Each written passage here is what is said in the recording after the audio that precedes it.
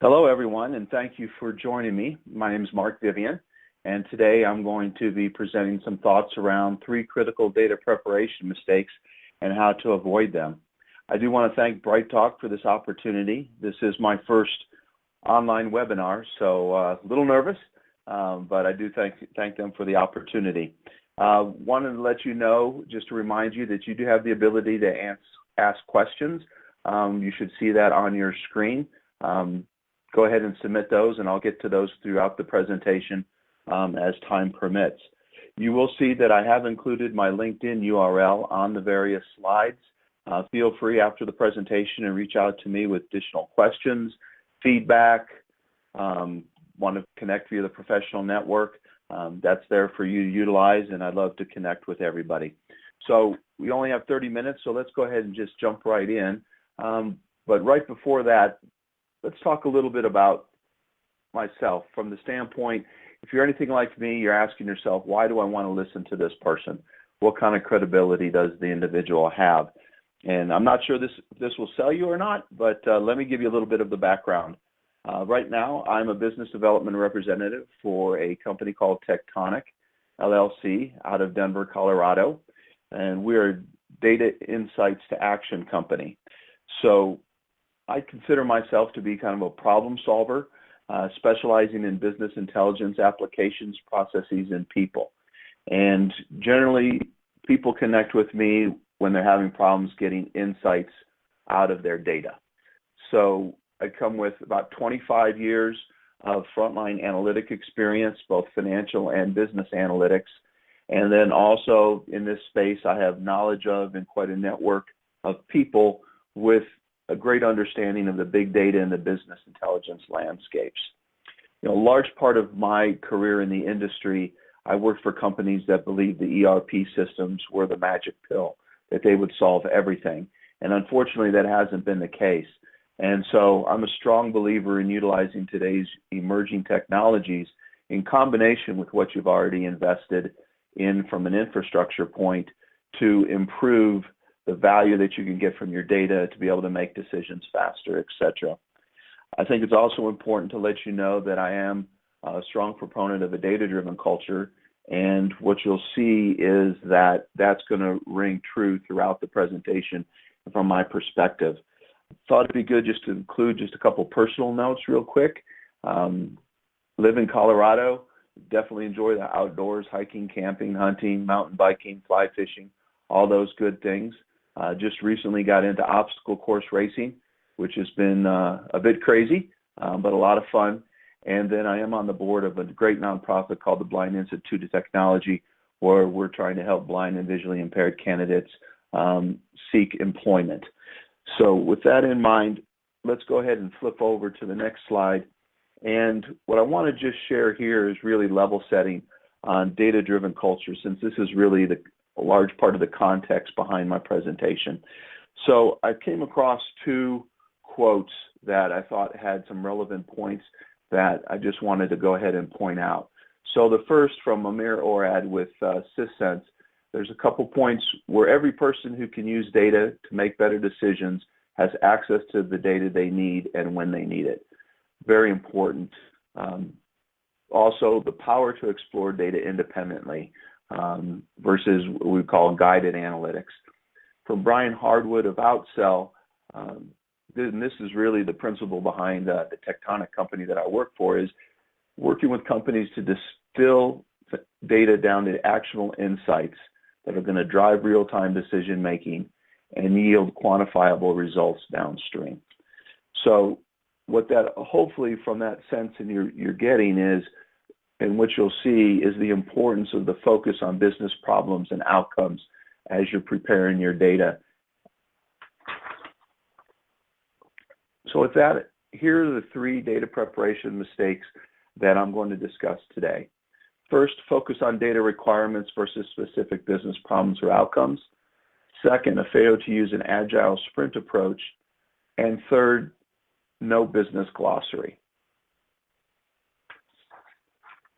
Focus on data requirements. I've got here an example of what I see a lot of business users coming to to myself and others that have been involved in data preparation, I just need a data lake of all my sales transactions. That's it. Here's my data requirement. That's all I need.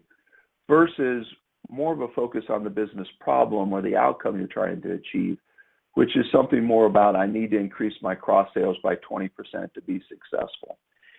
And to kind of put that in perspective, if you thought about it for a minute, if your bonus as a data preparer was contingent on each salesperson increasing their sales by 20%, why would you focus on just a data requirement of creating a data lake and hoping that the salespeople are actually going to know what to do in terms of trying to gain insights and to be able to drive actions that's going to achieve that result? Rather, you're thinking from a data preparation, if I know the objective is to increase cross sales by 20%, well, then I know I'm going to need my sales transactions. But you know what? I'm probably going to have to blend that with information from my customer database, such as maybe SIC code. Because with that information, we would be able to figure out if there is a trend by type of business, and that information may be valuable to the salesperson that we're working with from the business side.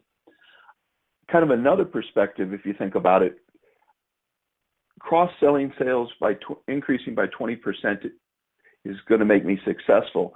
That's really a hypothesis. It can be easily disproved as it can be proved out. So, for example, what if you find out from your work that the only way I'm increasing my cross sales by 20% is by offering extremely steep discounts on these other products, and they don't even cover the marginal cost of the sale? That's disproving the hypothesis, and what you want to be able to do is have that information so that you can disprove it quickly, so that you can make a change in your strategy and your tactics overall. So by focusing on the desired outcome and that business problem, we're actually able to be more effective and to deliver faster insights to help the business move forward. When I'm working on putting together kind of the data preparation and the game plan, I think about things in terms of what I'll call actionable stories. How's the business really describing in their own terms what they need, how they're going to use it, and when are they going to know they're done? And what I have for you on the slide here is an example of kind of the template for what is an actionable story. And you can see, for example, as a role, so as a salesperson, I need the ability to do something. I need the ability to increase my sales, cross sales by 20% so that I can earn my bonus for this year. I'll achieve my goal when my year-over-year cross sales increase 20%.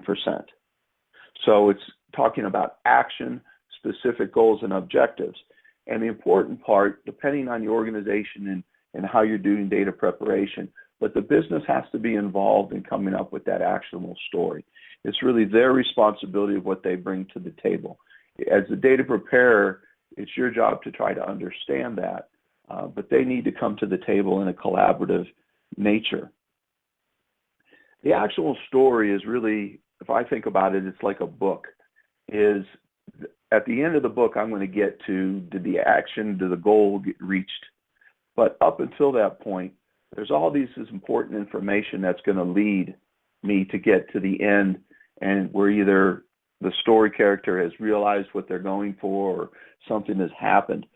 So with that in mind, I'm thinking of more of like the book, a document, where you're going to gather additional information as part of that data preparation process that's going to help you ensure that you've prepared the data to get it into the hands of the business user, and it's going to be successful, the right data to be successful. I'm not going to read through everything on here. We don't have enough time, but a couple of things that I wanted to point out. The third point here, capture the business context and business terms for the business rules that are applied to the data. This is extremely important. And what you'll see is I'm going I'll go ahead and do it now when we talk about the business glossary. But for example, I was the director of FP&A for a natural gas utility. We actually had 6 different definitions of a meter. And initially you'll say, gosh, that makes no sense whatsoever. Well, actually it does, because it all depends upon the context. So from a finance standpoint, we're interested in billable meters. How many meters were we actually billing on? If I was on the operations team, I was actually looking at, for example, how many meters am I going to have to do maintenance on? So the context is really extremely important. And you need to understand that so that when you develop the business rules with the data, they'll be effective in terms of supporting that actionable story. On the second slide, a couple points that I just wanted to point out was the first one is capturing the frequency and the impact of the behavior change so that you can calculate financial impacts. I mean, one of the things overall, right, is at the end of the day, you want to be quantifiable results. So you're going to have to measure that. Well, part of when you're preparing the data is you're going to have to understand how frequent are these decisions going to be made? How frequent do I need to make sure that this data is made available? And you need to understand that up front in the process as a support structure to helping you with that actionable story. Another point is, again, what you're really doing in the actual story is you've got a hypothesis, and you need to try to understand what that hypothesis is and then allow for testing that hypothesis. You'll see in the agile sprint approach conversation, really it's going to be a learn as you go. You know, in the previous slides, I've seen where we're trying to boil the ocean, so to speak, with data preparation. Well, by taking this actionable story or this business outcome approach, it's going to be a learn as you go, a constantly learning, and so it's going to evolve. The 2 other statements that I just wanted to point out is focusing the team on the data that describes and predicts the behaviors. That way you keep focused on exactly what it is that is supporting your case. And then another point, I believe, is think about this effort that you're doing as a training document or communication tool with management. It's a great teaching moment when new employees come on and you're working with them in the business and you're taking this approach. It also is a great tool to help communicate with management in terms of what are the different data definitions, for example, applicable to this business case. And we'll get to that in the business glossary. So what I have here over the next few slides, again, remember I used the analogy of thinking this as a book. So when I'm thinking of putting this together, I'm thinking of a template, kind of a document to help me through this process. And so you're starting with the actionable story. You're getting into a little more of a description, kind of a narrative about the key participants. Are there certain organizational complexities that are going to impact this? Are the participants internal or external, which will affect how you go about your activities?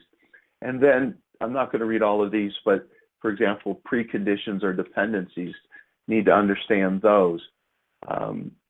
Understand what are the supporting data sources. What is the discovery pattern, for example? So if your goal is to get this into a visualization tool, how are they going to go from the visualization tool to get down to their answer? How are they going to utilize that? And that'll be important as you prepare the data and you set the support up for that visualization. And then a couple last points just here. You know, are there other use cases that this ties in with? And this is extremely important. Is what I think about, for example, is let's say you're going to develop a data model for the sales team, you can develop one for the finance team, and you can develop one for the operations team. There are going to be use cases, really behavioral stories, that are going to feed each of those data models and helping you in that development. Well, they're also potentially the same use case or the same behavioral story may actually be important to feeding both, say, the operations data model and also the salesperson's data model. So being able to understand that and to draw those connections is important as you're doing your data preparation and you're building out your data models. So how do I avoid this mistake? And probably if I had to do it over again, instead of how to avoid the mistake, I would use the term, how do I get the organizational focused on business problems and outcomes versus data requirements? And at the end of the day, and hopefully you'll agree, top-down support is going to be integral for this. If the business leaders, such as the chief analytics officer, is on board, or the CFO, or the COO, and also the CIO are on board, then they're going to help support making sure that this approach works throughout the organization. Ideally, you'd also have a bottoms-up or ground-up support coming the other way, but at a minimum, you really need to focus on making sure that you have that top-down support. Also, through this process with the behavioral story, you're going to have to make sure that you understand and secure the executive owner for the problem or the outcome, who actually is going to be the one to drive change. Because at the end of the day, you're still not want to leave it up to osmosis, right? There's something that needs to happen, and who's going to ensure that happens? By having that executive business owner, not IT, that's going to help ensure that all the work as a data preparer you've put together to set the business up for success is going to be done. And to accomplish all that, what that really comes down is to change management. And it's one of the things that is most critical that I see is often neglected. It's someone's just going to try to push this through. Making a change from the data requirements to business problems or outcomes is not easy for an organization.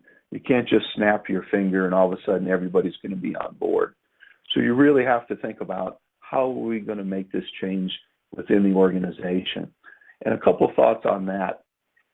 I really like the idea of starting off with a pilot program or a proof of concept, a mini use case that actually gives you the ability to demonstrate the benefits of taking this new approach. Because at the end of the day, if someone actually sees it working, they're going to be more apt to jump on board than just hearing that this is what we're going to do. Making this shift also sometimes needs the help of an experienced resource outside the organization to help you with the pilot. Depending upon your knowledge and comfort level, but also kind of the complexities in the organization and the barriers that you're going to be up against in terms of making this transition. So consider use of that to help run that pilot. And then really tying in with will be the topic of our next conversation, is embracing the agile sprint approach in conjunction with this. I believe they go hand in hand and actually help themselves together. And kind of the watch out that I have here is just that if the business isn't on board at the end of the day with this approach, it doesn't make sense to proceed. And this should be a red flag for you as a data preparer, that you're going to have to do some more work in trying to sell this approach versus trying to, for example, just say, well, we're stopping here, period, amen, this is the way we're going to do it, and trying to force it. You need to try to get that buy-in, and if you can't, then unfortunately, you need to probably put that on the back burner. So that kind of takes me through the first mistake. And secondly, mistake, as we'll move into kind of the agile sprint approach. If I go back to early on in my career in industry, we really used to take the boil the ocean approach. And we'd meet with our IT department, who was responsible then for data preparation, and we'd say, this is the data we need. And they'd go off, and maybe 3 weeks later, maybe a month later, maybe 6 months later, we'd say, okay, here's everything that you need. And we'd get back to it. And sometimes it would be exactly what we needed. Sometimes we as the business didn't think through things enough, and this wasn't exactly what we needed. So we had to make an adjustment.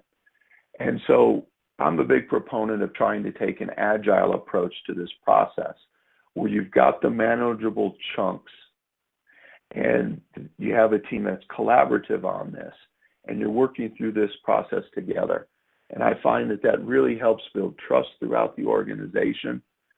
It really helps in the development and the evolution of the organization. And also, by breaking things down into smaller sprints, you're able to make changes in terms of prioritization, which allows you to focus on what's going to bring the biggest value to the company. And then if you are actually in the process of developing software, it also is going to allow you to roll out new features faster, which is great, because you're going to increase that return on the investment that people are making. And as you know, probably from years of your experience, when leadership is being asked to spend more money on IT applications, they're always asking, what is that return on investment? Well, it's the same thing with, I'm going to make a shift in process. What is my return on investment? And by taking a more agile sprint approach, you're able to return that investment a lot faster than if you try to take that boil of the ocean approach. So a couple things as I bring it down into data preparation that I believe is that it's important to distinguish up front where you need global data and definitions versus the localized data and definitions. And the localized is really where you get into the context of the business problem and the outcome. And in each organization, you're going to have a mixture of both. It's not an all or nothing. The other piece, and you've probably got a sense already from this, is data preparation isn't binary. There's only two results. This is what I need. This isn't what I need. There's a lot more to it. You're really impacted by this learning as you go, by proving or disproving the hypotheses. And it's important to think about it as a continual feedback and input loop. And it's going to continue to evolve. And success for what you're going to be doing, again, goes back to a change management and planning approach up front to set expectations so people understand how this is going to work, and then start to do the process, start to train the people. And as they get more comfortable, as the returns on the investment of their time is improved in terms of quicker returns, you'll start to get them on board today.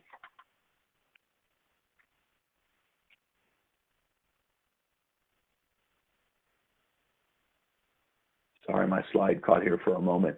And then the last piece that I wanted to just point out here regarding taking this approach, I talked about, well, what if we had one data model for sales, one data model for finance, one data model for operations?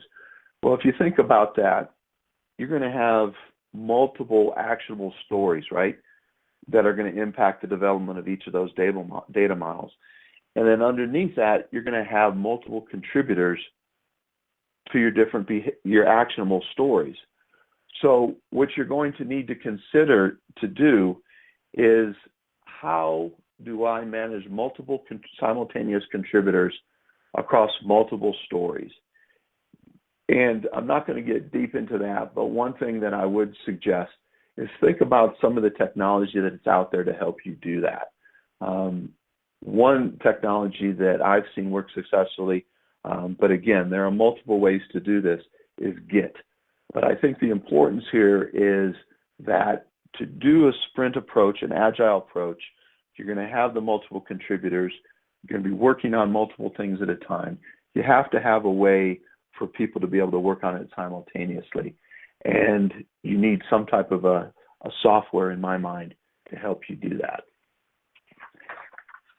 In terms of what does it take to be successful in moving to this agile sprint approach, I'm going to boil it down to pretty much what I said in the first place. You need that top-down approach. But the one thing that I really suggest, if you haven't done Agile before, is consider starting with an Agile hands-on workshop. It's like a pilot in training. And get an experienced resource that knows how to do this to take you through that pilot. It's not something that you're going to learn by osmosis. It's not something you're going to perfect by just reading a book. And if you think about it, a fundamental change to an agile sprint approach is one of the largest changes that you can have within an organization. And you really need to do it right the first time. So think again about establishing a pilot for that agile sprint approach as a training opportunity and to help you get buy-in. And again, the watch out is, at the end of the day, all the different parts of the organization that are involved in this have to be on board with this process. You have to get this buy-in. Otherwise, you're not going to be successful. And so don't forget about, the change management approach and really starting to build it a step at a time versus trying to all of a sudden snap your fingers and make something happen. This leads me to my final call mistake is no business glossary. And this is something I'm extremely passionate about because I lived through the difficulty of not having this. And my example goes back to the natural gas utility. There legitimately are 6 different definitions for a meter. It really depends on the context. And the last thing you want that we had problems initially when I joined the company was management would get a report that says we have 18,000 meters. Then they'd see another report, we have 35,000 meters. And initially it is, you guys don't know what you're talking about, or the data is totally messed up. I don't know what's going on, but there's no way these reports are right. And actually, they both were right. It's just nobody understood the context. And what you ended up also happening was each report just used the term meter. So it wasn't very descriptive. And you really had 2 different organizations working on those data models. So what I have found helpful and a big proponent on is creating a business glossary. And that glossary is going to contain your business and data definitions, your data rules, your data policies, your processes. And within that, you're going to have stewards that are going to kind of manage how that is changed. And there's going to be a specific approval process flow with that. And that is captured within the business glossary also. I really have seen where the failure of having a business glossary, an effective business glossary, has led to failure in an analytical, the drive to be data-driven and to be an analytical organization. And I really do feel like in combination with the behavioral stories, those 2 fundamentals together is what's truly also going to help make sure that as a data preparer, you truly understand the business and the context so that you can better and more effectively do your job and make your life a lot easier. A couple things I do have around, a couple thoughts around the business glossary is Microsoft Excel is not the right tool to do business glossary in the long run. And I'm not going to read through everything, but a business glossary really needs to be scalable. It needs to be dynamic. You need to be able to have it integrated with your technical metadata. That's really behind the original data sources. There's a lot of linkage between different data policies and rules. You have perhaps one business term is defined with a second term embedded in that. You need a way to be able to ensure that the 2 terms get linked. Very dynamic to this. And I've seen a lot of companies try to do this through Excel, and that's really not the best form to try to do that. There are software out there that actually is a lot better and is already set up to help you do that, and I think you'd be better served by that. The other thing is I would suggest is that the business glossary includes with it a process of regular audits of the glossary to make sure things have not changed. Perhaps what's changed in one glossary, if you're doing it by data model, maybe it's going to impact the glossary and the data model over in another area. But that is something that you need to continually incorporate is regular audits of the glossary. How to avoid those mistakes? I think part of it that helps is if you adopt the actionable story and agile sprint approach. I think that is a great way to be able to do that. Also, again, top-down approach in terms of support. We are going to do this, and we are going to do it the right way. And then also focusing on the change management to get buy-in. So with that, really running out of time. We've only got a few moments left. If you have any questions, please submit that.